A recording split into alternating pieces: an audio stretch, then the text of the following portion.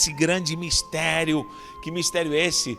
O mistério do tetragramaton, do tetragrama de Yod He Vav He. Será que de fato esse é o nome de Deus? Nós falamos segunda-feira passada, de que toda vez que aparece em português a palavra Senhor, não está assim escrito exatamente no hebraico original, mas aparece o tetragrama Yod He Vav He. Vamos lembrar aqui, Yod He Vav He é conhecido como o tetragrama. O tetragrama, essas 4 letras, quando ele diz em Isaías, ele diz: este é o meu nome, esse é o meu nome. Ele está falando em Isaías 42:8, categoricamente, que ele tem um nome, tá bom? Então, toda vez que ele faz questão de nomear o seu nome, ele não está falando títulos. Recalcamos que o nome de Deus, ou o título de Deus, ou quando se refere, referências de Deus, aparecem mais de 7.000, ao redor de 7.000 referências, por diversos títulos. Ou seja, tantas vezes aparece o Shaddai, como eu falei, Adonai, que é meu Senhor, o Yahvé, ou Jeová, como você queira transliterar. Mas olha, isso é algo muito tão misterioso que até hoje há um grande dilema se falando do nome e da pronunciação, principalmente do nome Yahvé. Para recalcar, isto aqui são letras consoantes, consoantes. As pessoas me perguntam: Natanael, você vai ter que falar, você falou aí de Yahvé, pode ser Yahweh, enfim, mas qual é o nome certo de pronunciar o nome de Deus? Há várias pessoas tentando traduzir, não somente de hoje, mas de séculos. Yahuwah, Yehovah, Yahu, Yahvé, Yahweh, enfim, entre outras transliterações. Não estou traduzindo. A transliteração é tentar passar para o nosso idioma algo que está originalmente escrito em outro idioma, no caso aqui, o hebraico. Primeiro ponto que eu quero tratar é em relação a essa questão da transliteração e de como se pronuncia. Em Israel, os israelitas, os hebreus, tiveram muitas diásporas. O que é uma diáspora? É a saída oriunda através de perseguições, migrações, e os hebreus, se espalharam pela terra. Temos diásporas desde a antiguidade. Temos exílios para a Síria, temos que aconteceu no Reinado do Norte, temos Judá, que foi exilado para Babilônia. Depois houve uma reconstituição, houve divisão dos 2 reinos. Há diásporas na Idade Média, temos diáspora, perseguições pela Inquisição, temos diásporas pela Europa, diáspora pela Península Ibérica, temos os judeus askenazes, os judeus sefaraditas, que são os sefaradites, são os espanhóis, os ibéricos, temos diáspora para muitos lugares. O que aconteceu? Nessas diásporas, os hebreus tinham seu idioma natural, original, que era o hebraico, só que eles passaram a falar outro idioma. Por exemplo, os germânicos, os Alemanha, foram para a Áustria, para a Alemanha, para países onde se falava um novo idioma. Então esses judeus que continuam agora servindo a Deus, só que em outro país, em outra cultura, estavam falando agora outro idioma, no caso a Alemanha. Então esses alemães, que são os askenazes, os judeus askenazes, eles tiveram que adequar o hebraico para ser pronunciado segundo o seu idioma. Os ibéricos, os sefaradites, adequaram o hebraico mais para o lado espanhol, latinizado. Então nós vamos ver muitas diásporas e influências. Então aí eles se adequaram com suas vocais, com suas consoantes, com suas sílabas, e estruturaram entre aspas, um hebraico que podia se transliterar para se entender melhor. Mas no original o hebraico é consonantal. Não é de hoje que há uma luta para tentar vocalizar, ou seja, colocar vocais. Os maçoretas, nos primeiros séculos, você estude sobre os maçoretas, você vai ver como eles se dedicaram a tentar colocar vogais e pontuações, e inventaram, desenvolver. Eu creio que isso por uma inspiração também, ou direção de Deus, porque é uma estrutura muito preciosa. E aí começam a colocar pontuações, mas até agora, com todas essas pontuações, temos muitas pontuações. Estou olhando aqui, patar, camotes para A, E, I, O, U. Cada vogal pode ter tracinhos, pontinhos, segel, shirik, rolam. São pontuações diferentes. Para, por exemplo, uma letra consoantal, se a gente quer colocar A, Ré, I, Ro, U, se é som de, por exemplo, de V, e colocar esse VAV com VA, V, Vi, Vovu, como tem que colocar pontuações. Não vou entrar nessa questão, porque eu não estou dando aula de hebraico, mas eu estou dizendo de que nessa dimensão nós podemos levar o nome consoantal do tetragrama para muitas vogais. Então eu digo, pessoal, como nós vamos falar a pronúncia correta e exata se há muitas interpretações? Por exemplo, Yahuwah, colocaram pontuação para que houvesse em cada consoante um som silábico com consoante vogal. E Yehová, colocaram pontuação para que o iode se tornasse Yehová, ficasse com som de O e com som de A. Yahu, que é o mais antigo, Yahu, muita gente diz não é Yahu. Queridos, tudo isso é pontuação da estrutura do hebraico já massorético. Alguém que possa me dizer, não, mas Yahu já é mais antigo, mas preste atenção. Se eu quero me dedicar a saber exatamente como se pronunciava, eu vou ter que voltar muitos séculos para trás. Nós temos, em primeiro lugar, o hebraico chamado pictográfico. Pictografia. Eu vou pedir para colocar nessa imagem, mas vou tentar desenhar. A pictografia era literalmente escrito na pedra. Moisés escreveu na pedra. E ele, logicamente, pegou um cinzel, ponteirinho e escreveu. E isso era comum escrever na pedra. Então a pictografia aparece já arqueologicamente vários vestígios dessa linguagem pictográfica do hebraico, onde esse Yahweh Yod He Vav He em desenhos aparece assim, dessa forma. Olha só que interessante. Yod He Vav He, porque são desenhos, pictografia. Olha que interessante. Yod He Vav He, que isso significa mão. Esse Re seria veja. Esse seria gancho ou prego. E veja. Então esse seria Yod He Vav He. Isso é pictográfico, no hebraico pictográfico. Isso aqui me diga, como que eu posso pronunciar e de falar é Yahweh, ou é Yahvé, ou é Yahu, se só aparecem desenhos? Não tem como. Então não posso ser categórico. Segunda coisa, depois vem o paleo-hebraico. Olha como você escreve o paleo-hebraico. Paleo-hebraico, vou escrever aqui, ó, paleo-hebraico. Paleo-hebraico. Olha como vai mudar aqui. Vou fazer outra sessão só para o paleo-hebraico.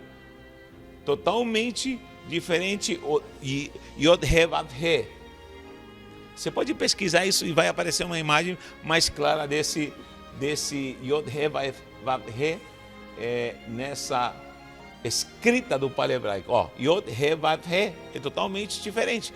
Para depois vir o massorético Yod He Vav He. Agora me diga, existem vogais? Não. Aqui muito menos, a desenho, não existem vogais. Então, se alguém quer entrar em litígios, em questões de como se pronuncia, essa pessoa, ela pode se enganar em uma questão. Primeiro, em ser categórico, ser tendencioso, e nós não queremos isso, gente. Eu não estou afirmando aqui o nome de Deus se pronuncia assim, e se você não pronunciar, acabou sua vida. Não, não é isso. Porque tem gente já fazendo isso. Tem gente que está dizendo, se você não fala Yahu, você está paganizando, você está condenado. Não, não é isso. Não podemos dizer isso. Em primeiro lugar, por quê? Porque nessa questão de adorar a Deus, se necessita ou se precisa uma condicional em espírito. Jesus falou para a samaritana, Yeshua falou para a samaritana: mulher, chegou a hora em que os adoradores adorarão o Pai em espírito e em verdade. Deus é espírito e é necessário que seja adorado em espírito. Se eu faço questão de letras, aí eu posso dizer que se cumpre categoricamente a ideia quando diz: a letra mata e o espírito vivifica. Então, se eu quero me ligar em letras para tratar com Deus, eu estou morto, já era a minha vida. Agora, Deus é necessário que seja adorado por fé, por adoração, por exaltação a um nome eterno. É lógico, Deus tem um nome, mas a base é esse tetragrama que apareceu desde a antiguidade, tanto no pictográfico, tanto no paleohebraico, como também agora no maçorético, agora com pontuações maravilhosas que fizeram aí para separar as sílabas. Então, não sejamos categóricos, porque podemos ser tendenciosos. Quando somos tendenciosos, podemos cair no erro de sermos sectaristas. O que é ser sectarista? É quando eu digo: se você não faz dessa forma, você está fora, você está condenado. Se você não escreve desse jeito, você está fora da presença de Deus. Se não fala Yahweh, se não fala Yahweh, se não fala Yahvé, se não fala Jeová. Olha só, as testemunhas de Jeová, com todo respeito, mas a transliteração seria Jeová, se fosse para transliterar com pontuação vocálica, pronunciando Jeová. Mas aqui não está escrito Jeová, nem Yahvé, nem Yahweh, está escrito um tetragrama. Agora, se é Jeová, transliterado para o português é Jeová. Agora, como que pode ser Jeová se tem som de J? E o J não existe, essa pronúncia não existe, nem essa letra existe no hebraico. O J não existe. A mesma coisa que Jesus. Então eu não posso me categorizar e ser tendencioso e dizer: este é o nome. Agora, qual é o nome certo? Então, a revelação está aqui nesse tetragrama, que pode ser escrito em diferentes maneiras, pode até ser transliterado, se você chama, como os católicos têm a tradução da Bíblia de Jerusalém, para Yahvé, né? Ou Yahweh, como diz os germânicos, ou como diz Jeová, os que seguem a linha de ser Jeová, né? E Yahu, como muitos o transliteram.